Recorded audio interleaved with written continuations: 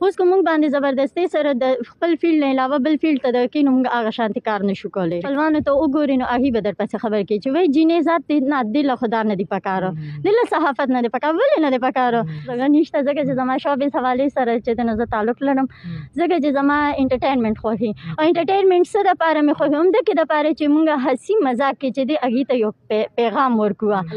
قلم په لاس کې راکه زه پې تقدیر د راروان نسل لیکمه.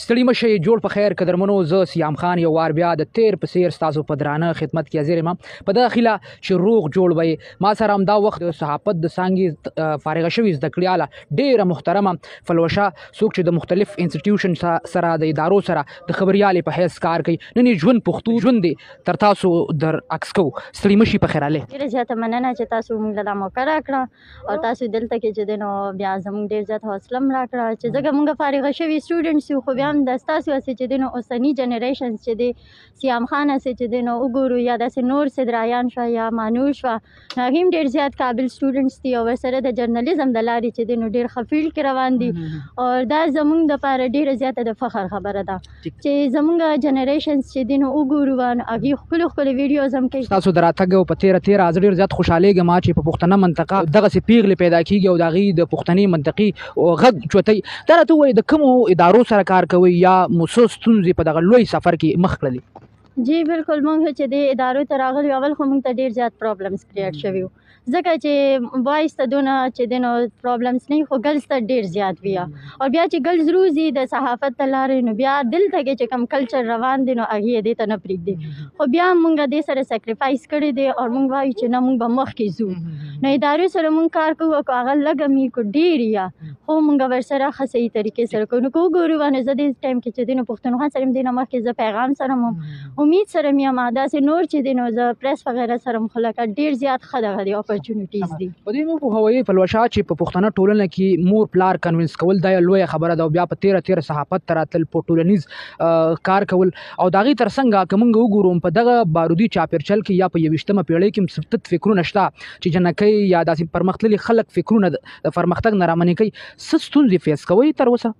بالکل ډېر زیات هم کړي دي. اول دا دی چې مور او پلار چې دی هغوی د طرفه هېڅ پرابلم نه ځکه چې مور او پلار چې دی هغوی وي چې زما بچي دې کامیاب شي چې هغوی کوم فیلډ کې تلل غواړي کوم کې هغوی مخکې ځي نو هغه کول دي.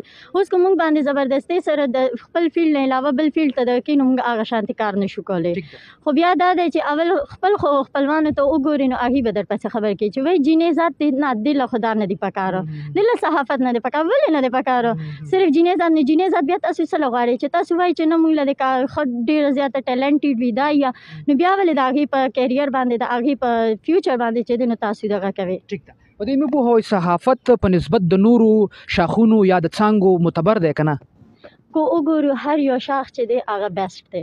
کو صحافت دی هغه لا بیسټ دی، کو ډاکټري دی هغه لا بیسټ دی، کو ټیچر هو دا خبره ده چې زموږ زیاتره چې دی نو ټیچنګ ته ډېر زیات سپورټ ورکوي وی چې استازي چې ده هغه د فیمیلز دپاره ښه ځکه چې هغه پردې والي نو ولې پردې تاسو چې بیا کله ځای وګورئ ډاکټرز نو بیا وایي چې نه زموږ فیمیل دی وګوري نو بیا دکې ته تاسو سوچ نه کوئ چې آیا دا فیمیل چې تاسو غواړئ نو دا تاسو بیا خپل لور خور ولې نه پرېږدئ.